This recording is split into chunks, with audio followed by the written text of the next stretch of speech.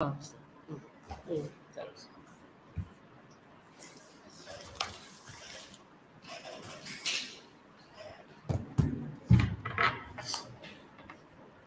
Good morning, dear students. In the yesterday's class, I was telling you about the concept of leverages, and we were working out few problems on that. So I told you that operating leverage is basically calculated with the help of the formula contribution divided by operating profit. Okay, so operating profit is also called as earnings before interest and tax. Then I told you that when it comes to the concept of financial leverage is nothing but earnings before interest and tax divided by EBT. So now yesterday we started with one particular problem, and I told you that generally questions will not be given directly in the examination. Instead of that, there will be certain adjustments that you need to do, and after that you can think about making the calculations. So now, when it comes to the first problem, I told you that we have to consider a particular format. Now, as per that particular format, what you need to do, you have to take the sales value, and from the sales value, you have to reduce the variable cost.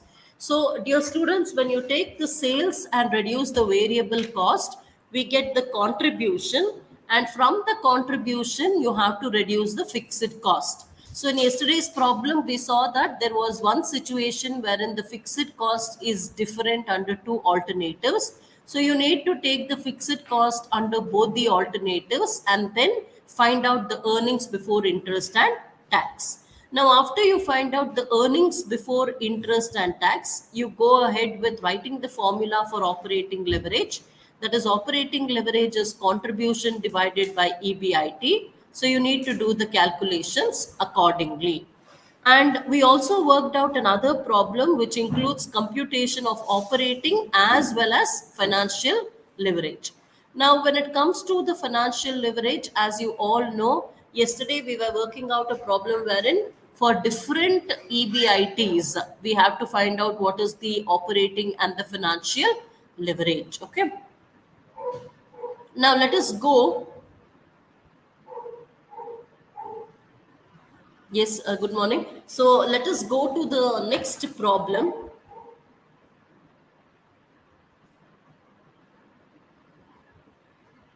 Yes, okay. I think you understood in yesterday's class. Whenever the EBIT is different, for each of the EBIT, you people try to find out what is the operating leverage. The next question, we will work out this, you will understand better. See, a company has a sales of rupees 1 lakh. Okay, what is the sales of a particular company? The sales is rupees 1 lakh. The variable cost, when it comes to the variable cost, it is, just a minute, 40% of the cost. It is said that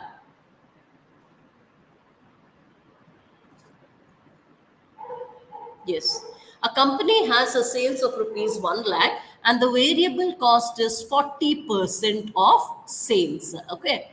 And then while the fixed operating cost amounts to 30,000 rupees, the amount of interest on debentures is 10,000. You are required to calculate composite leverage. Okay.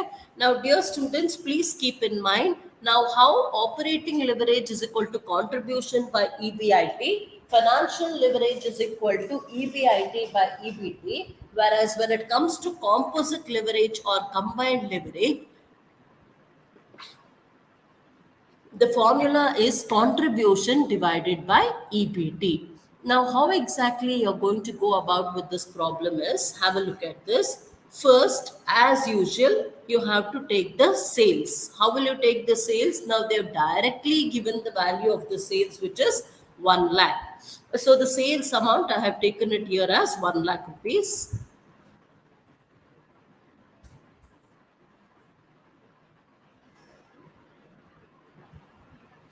Okay, less variable cost. Dear students, it is given that variable cost is 40%. Okay, 40% of the sales. So you have to take 40% of 1 lakh, which will give you 40,000 rupees. So sales is 1 lakh, variable cost is 40,000. So sales minus variable cost is nothing but contribution, which is nothing but 60,000. I hope you're understanding. So first take the sales value. From the sales value, reduce the variable cost, and then you get the contribution. From the contribution, dear students, you have to reduce the fixed expenses. So if you can look at the problem, it is clearly given that the fixed expenses is 30,000 rupees. So you're going to reduce the 30,000 rupees, and then you get the operating profit, which is also called as EB IT. Okay, so the EBIT is 30,000.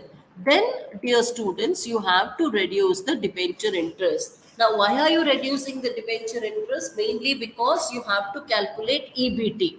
Because for the computation of composite or combined leverage, you have to take contribution divided by EBT. So that is why you have to find out what is the debenture interest. Okay. Yes, dear students, debenture interest is nothing but, see, they've given you the amount of interest on long-term debts is 10,000. So directly they have given the debenture interest, which is 10,000 rupees. So when you reduce the 10,000 rupees, you get EBT, which is 20,000 rupees. Okay. So all of you, please remember, keep in mind, you have 1 lakh rupees, which is the sales revenue. From that, you have to reduce the variable expenditure, which is 40,000 rupees. Then you get contribution, which is 60,000. From then, you have to reduce the fixed expenses of 30,000 rupees. You get operating profit, which is 30,000. Again, you reduce the debenture interest of 10,000. So earnings before taxes 20,000 rupees. So all of you, please keep in mind, after finding out this, you have to find out the combined leverage. Dear students, combined leverage or composite leverage is nothing but contribution divided by EBT. So what is the contribution? 60,000 divided by 20,000. It will give you 3. So are you people understanding about composite leverage? So please keep in mind, in the examination, you may be having the question either on operating leverage or on financial leverage or on combined leverage. So what you people need to do is that, first of all, find out very accurately whether all the required information is there or not. Okay. Now, as I told you, all the required information means to say that if EBIT is not there, there will be a clue for finding out EBIT. Again, there will be a clue for finding out EBT. So kindly make use of that information and find out the required information and then go ahead. Okay. So please remember, in this problem, you have tried to find out the combined leverage. So combined leverage is nothing but contribution divided by EBT.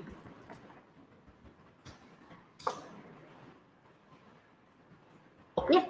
I hope you understood this problem. Once again, for your reference, I'm telling you. So first you have to take the sales revenue, 1 lakh rupees. You would reduce the variable expenditure, which is 40,000 rupees. Then you get the contribution, which is 60,000 rupees.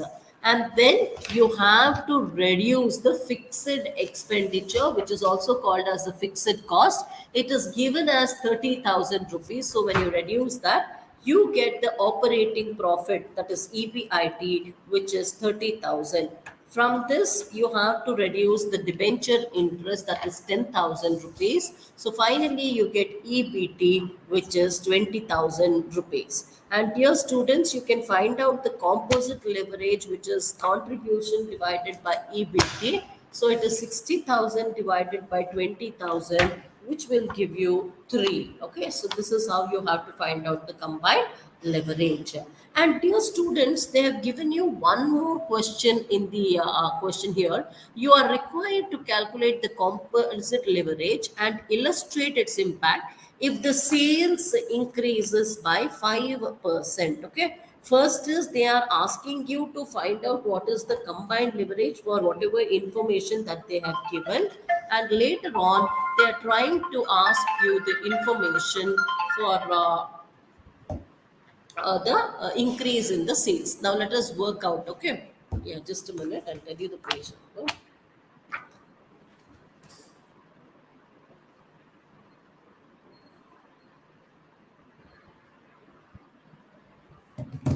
Yes.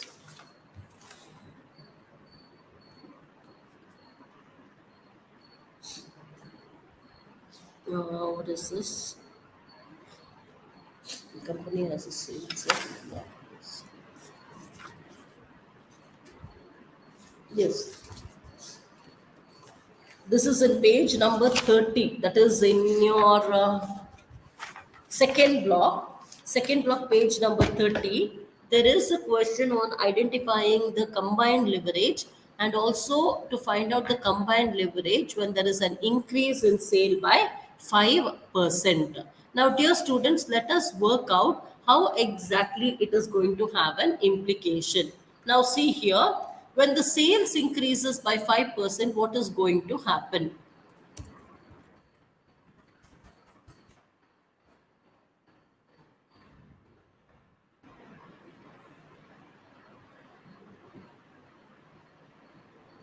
Okay. Dear students, see when the sales increases by 5%. So see, for example, they've given the sales is, how much is the sales? 1 lakh rupees. Okay. Now 5% increase means to say you have to take 5%. So 5 divided by 100 into 1 lakh. So it gives you 5,000 rupees. So what is the new sales? The new sales is 1 lakh. New sales is 1 lakh plus 5,000 rupees. 1 lakh.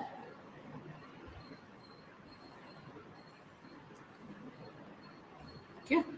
So for this you have to add 5,000. So 1 lakh plus 5,000 is nothing but the new sales is 1 lakh 5,000 rupees. Okay. Now, because the new sales is given as 1 lakh 5,000 rupees, dear students, please keep in mind how, I mean, as the sales value changes, the variable cost will also change. So, how will this variable cost change? So, you have the new sales of 1 lakh 5,000 rupees. On this 1 lakh 5,000 rupees, you have to find out 40%. Why? Because it is given in the question itself that variable cost is 40% of the sales. So 1 lakh 5,000 into 40% when you take, it will give you 42,000. Dear students, in this problem, they have asked you to first of all find out what is the combined leverage for the given data. They have also told you that in case the sales increases by 5%, how exactly will be there a change in the combined leverage? So for that, what have I done? I took an addition of 5% on sales, which comes to 1 lakh 5,000 rupees. After taking 1 lakh 5,000 rupees, you have to deduct the variable cost. So 1 lakh 5,000 into 40% will give you 42,000. So dear students, sales minus the variable cost is the contribution. So contribution is how much? 63,000 rupees. And from this, you have to reduce the fixed expenditure, that is 30,000. When you reduce the fixed expenditure, you get the operating profit, and this operating profit is also called as EBIT, which is nothing but 33,000 rupees. Okay. Now, dear students, from this EBIT value, 33,000 rupees, you have to reduce the debenture interest. How much is the value of debenture interest? It is 10,000 rupees. So when you reduce this 10,000, you get EBT, which is 23,000 rupees. Okay. So I hope you're understanding. So the new sales is 1 lakh 5,000. The new variable cost is 42,000. So then the contribution is 63,000. From that, when you reduce the fixed expenses 30,000, you get operative profit or EBIT, which is 33,000.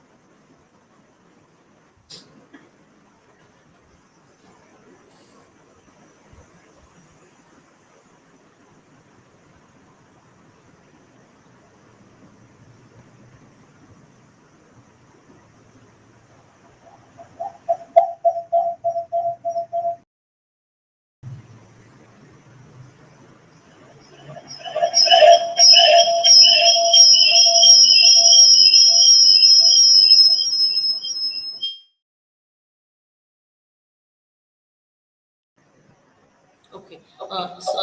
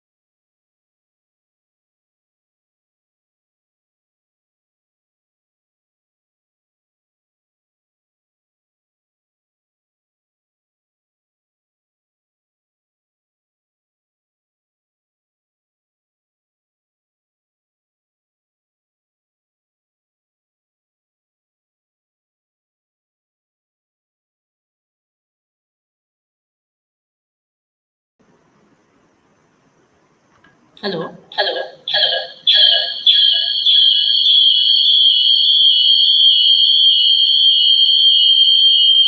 Hello.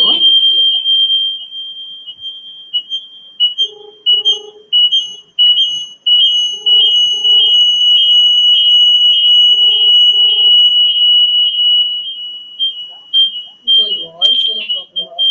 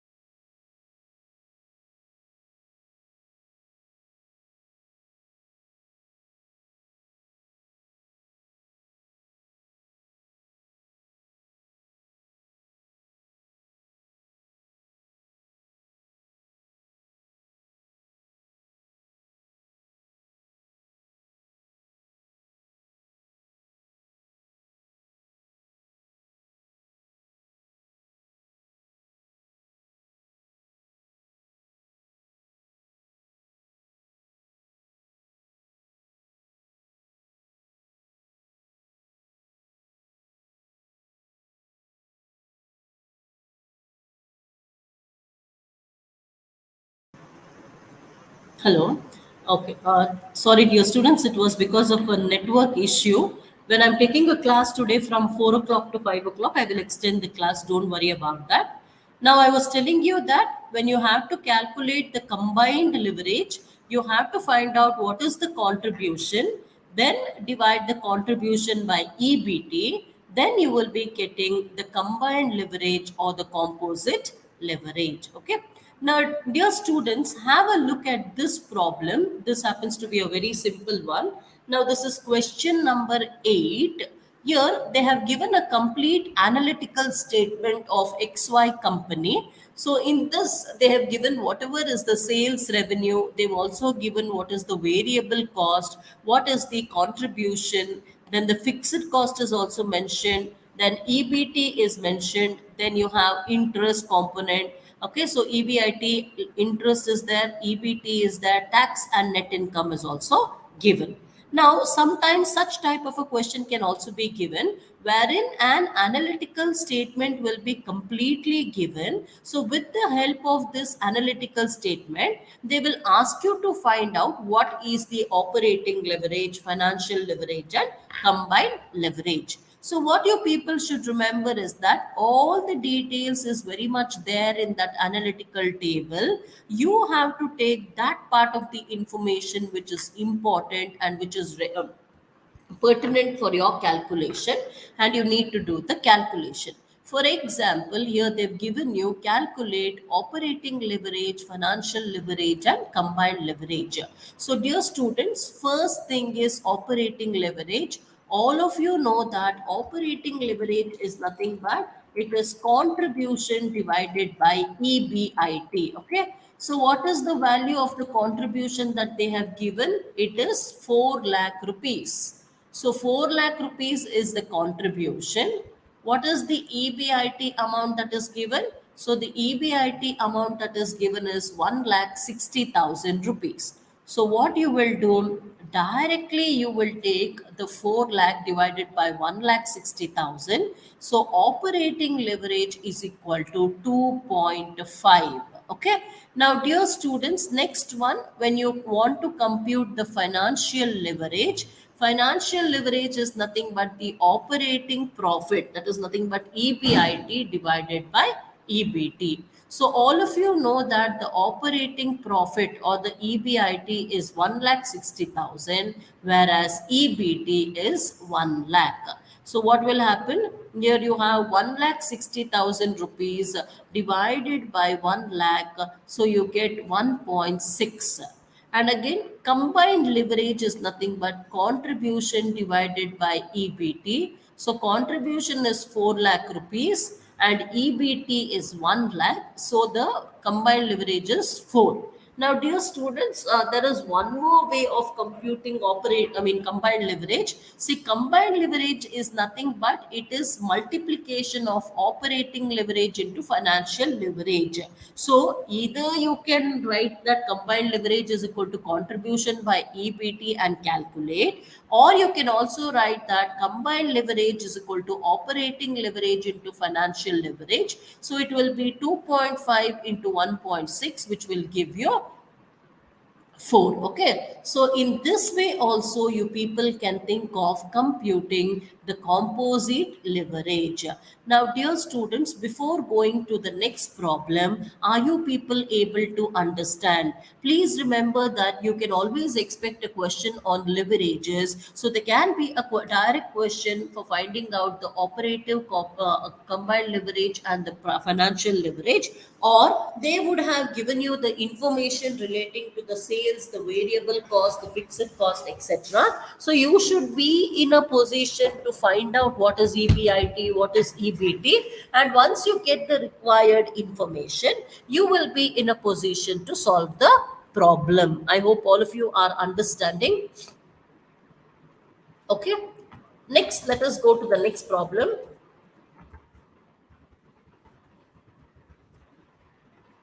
Okay.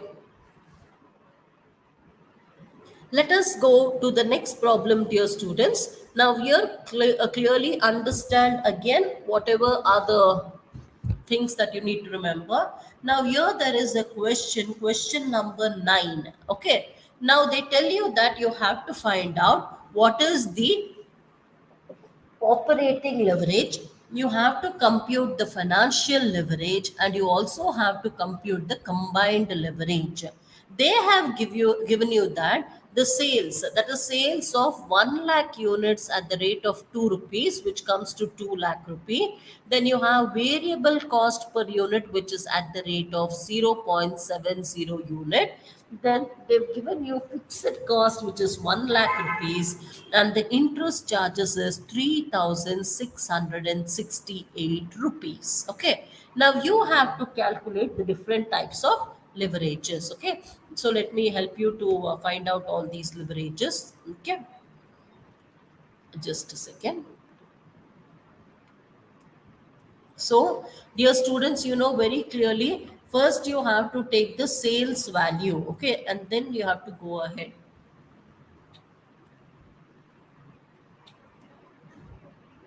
Okay, fine. What is the sales value? They've given you that it is 1 lakh, okay, 1 lakh units, okay, multiplied by 2 rupees.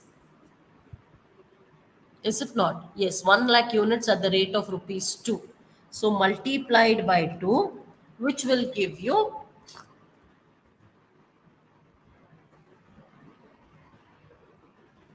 2 lakh. Okay.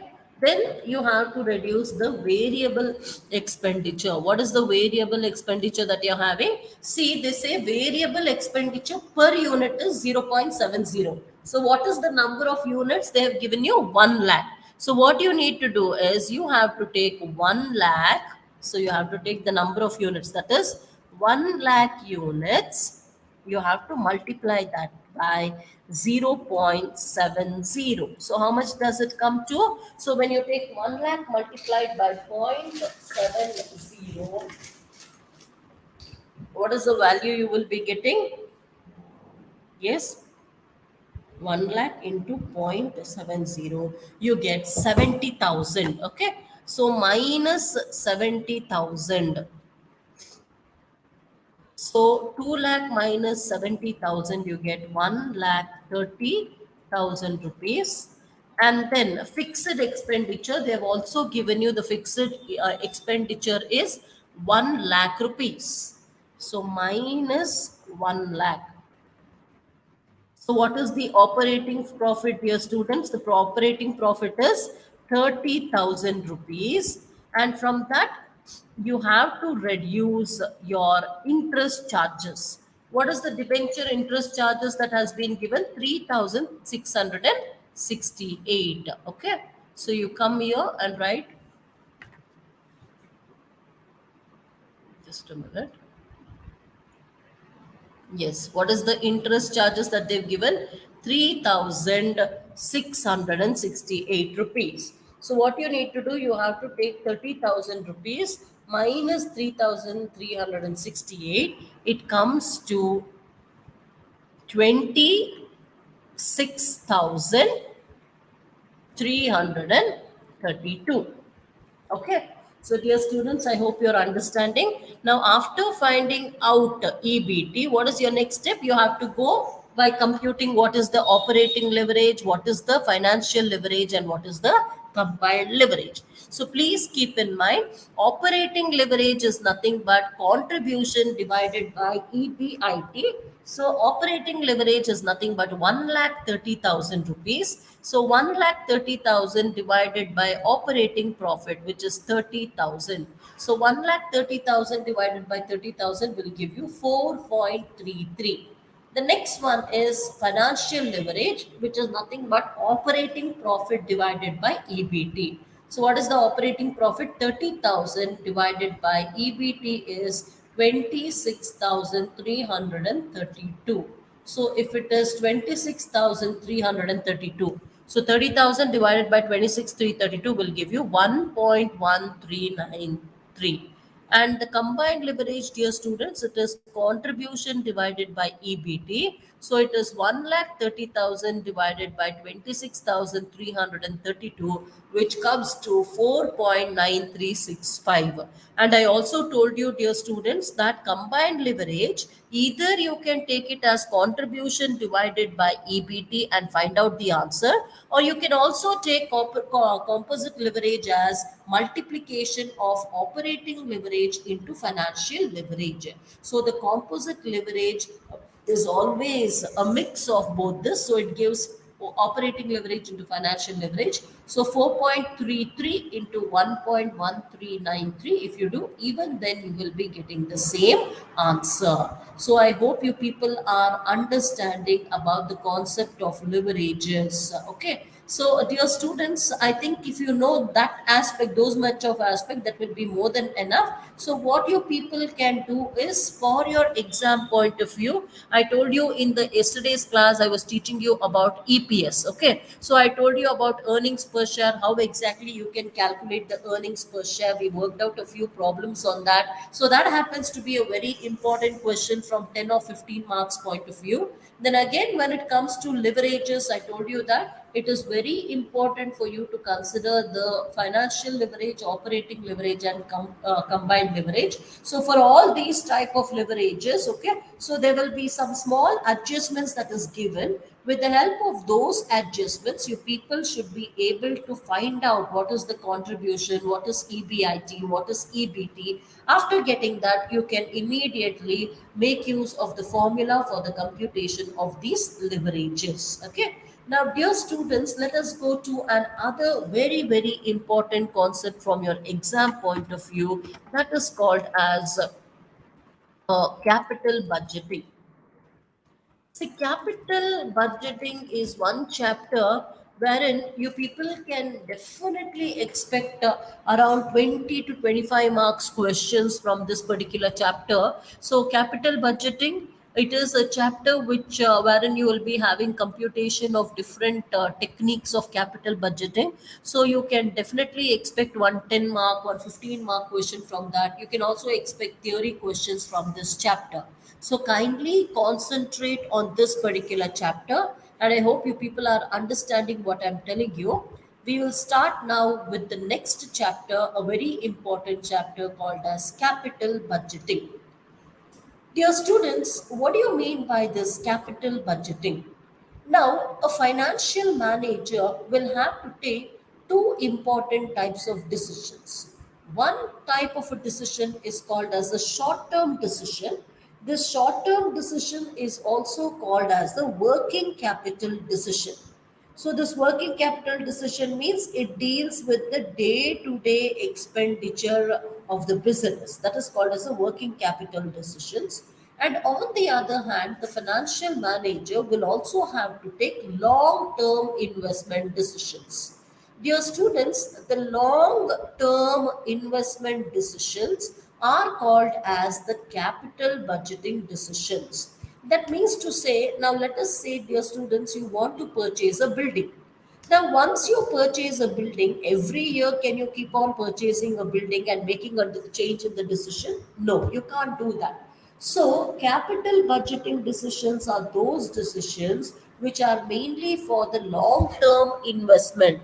Now, when you purchase a machinery, when you purchase a plant and machinery or a building, okay, these are all some long term investment decisions that a financial manager will have to do, and they are called as the capital budgeting decisions. Okay, and dear students, please keep in mind when it comes to capital budgeting decisions, okay, you need to know the basics of this. It is with regard to large investments. Okay,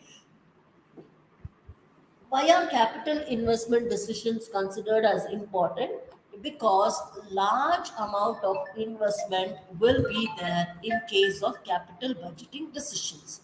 Not only that, there will be long term commitment of funds. That means to say, now whenever you invest money in this, I mean, whatever long term investment, the commitment of fund will be for a longer period of time. Now, as I told you, if you purchase a land, if you purchase a machinery, it will, the use of that will be for a very long period of time.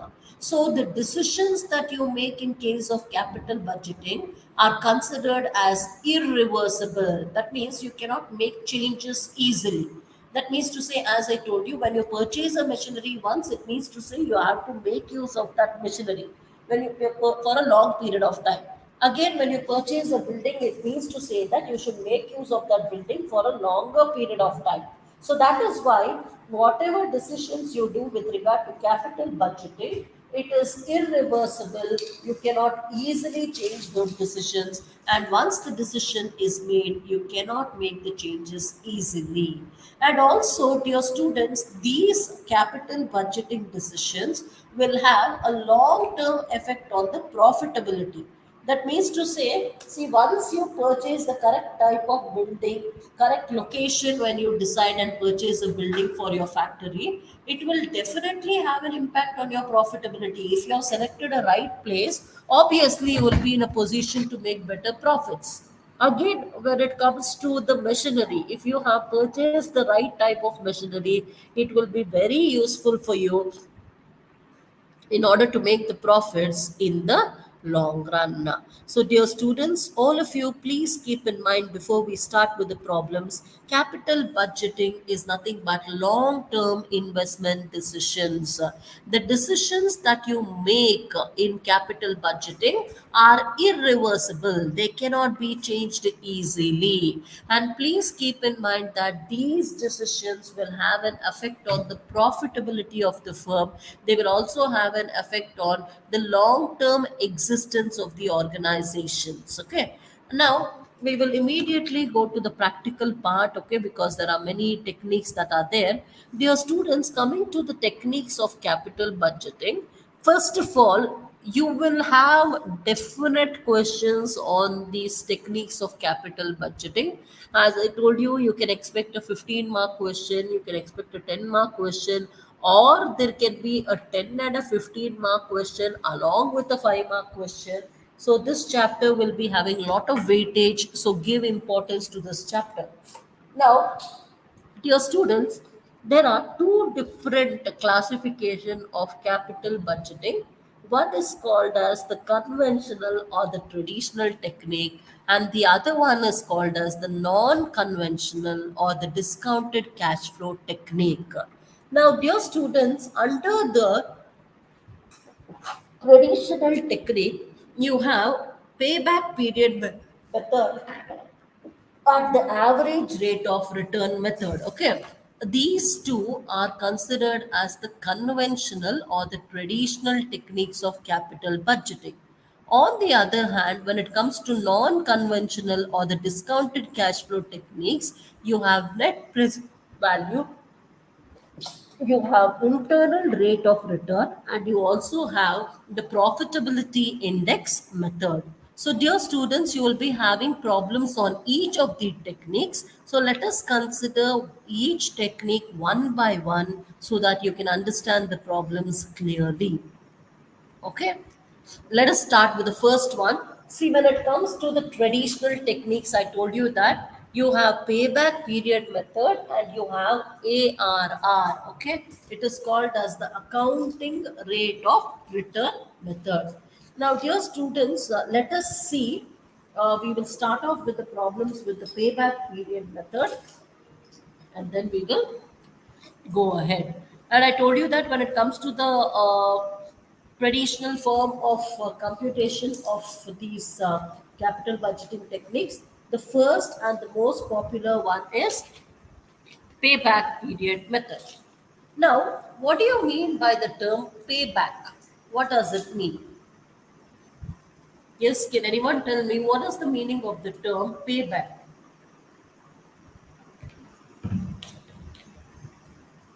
Okay,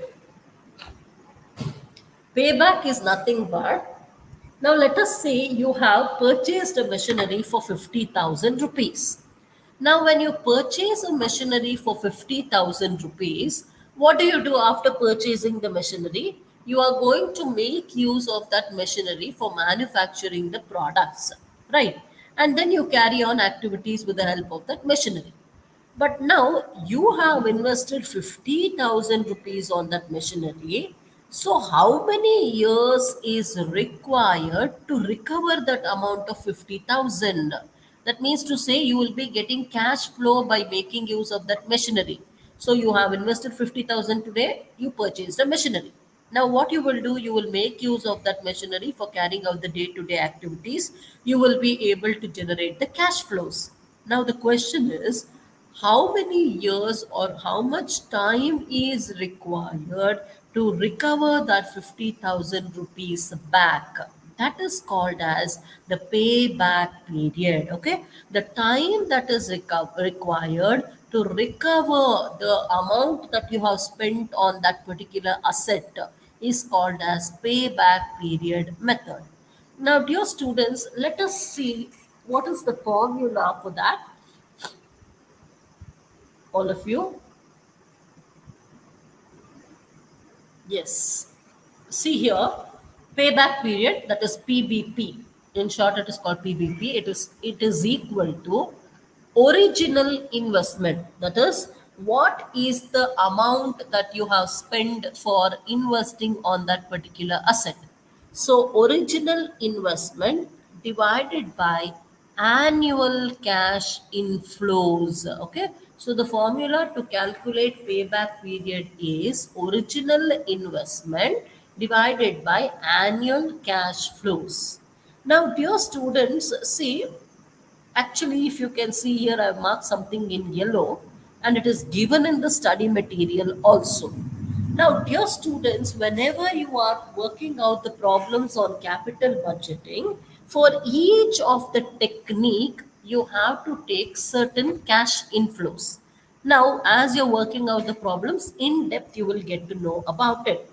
Now, what you need to remember is that when it comes to this payback period method, you have to use the cash inflows after tax but before depreciation.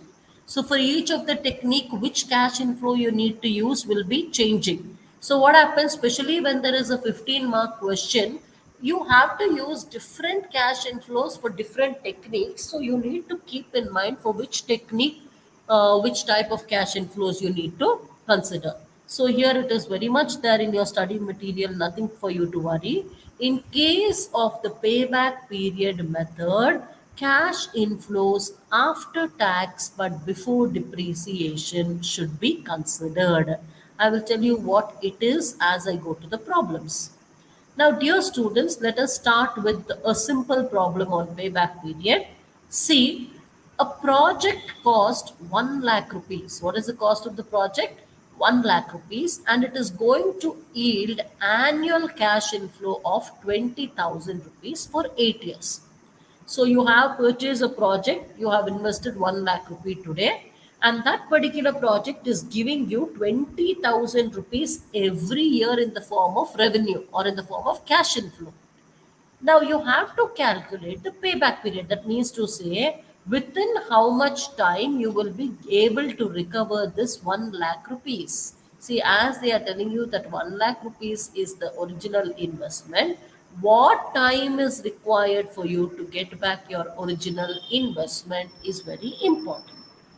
So now it's very simple.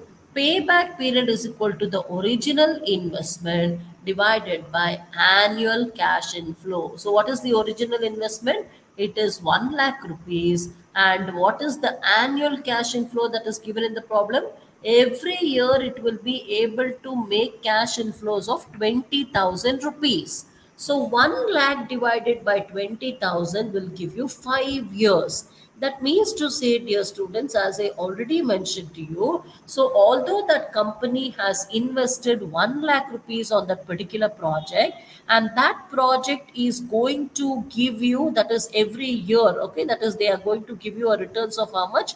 They're going to give you a return of 20,000 rupees. So when you calculate the payback period, it is nothing but 1 lakh divided by 20,000. which is nothing but 5 years. Okay, so dear students, so this is about computation of payback period when the cash inflows are uniform. That means to say, here every year the cash inflow is the same. Every year the cash inflow is 20,000 rupees itself. If that is the case, you have to take the original investment and divide it by the annual cash inflows. That is 1 lakh divided by 20,000. It gives you 5 years. Now, dear students, the question is, what if you have uneven cash inflows? What is this uneven cash inflows? That means to say, now let us assume, yeah, look at the second problem. Let us assume you made an investment on an asset for 20,000 rupees. Okay. So you have purchased one machinery, you have invested 20,000 rupees. But from that machinery, for the first year, you're able to get 6,000 rupees cash inflow. Second year, you're able to get 8,000 rupees cash inflow. Third year, you're able to get 5,000 rupees as cash inflow. Again, fourth year, you're able to get 4,000 as the cash inflow. And the last year, you're again able to get 4,000 rupees as the cash inflow. Now you have to calculate the payback period. Now, generally in the examination, such type of questions can be expected. Now, here, what is happening is, dear students, in the previous problem, that given that 1 lakh is the amount you have invested in the project, every year that project is going to give you 20,000 rupees as cash inflow. So you had to find out the payback period. But in this problem, please keep in mind every year the cash inflow is not the same, it is different. So, what you need to do is, in such a circumstance, finding out the payback period is different. Okay, I will tell you how you have to go about with it. See here. Step one, dear students. So this years is given in the question itself. Then the cash flows will be given in the question itself. What you need to do is, step one, you have to find out the cumulative cash flows. What is this cumulative cash flows? See here. The first year the cash inflow will be the same, 6,000. Second year it is 6,000 plus 8,000. Why? Because first year it was 6,000. Have a look over here. First year it was 6,000. Second year it is 8,000. So 6,000 plus 8,000 will give you 14,000. So this is the cumulative cash inflow of the second year. Third year it will be 14,000 plus.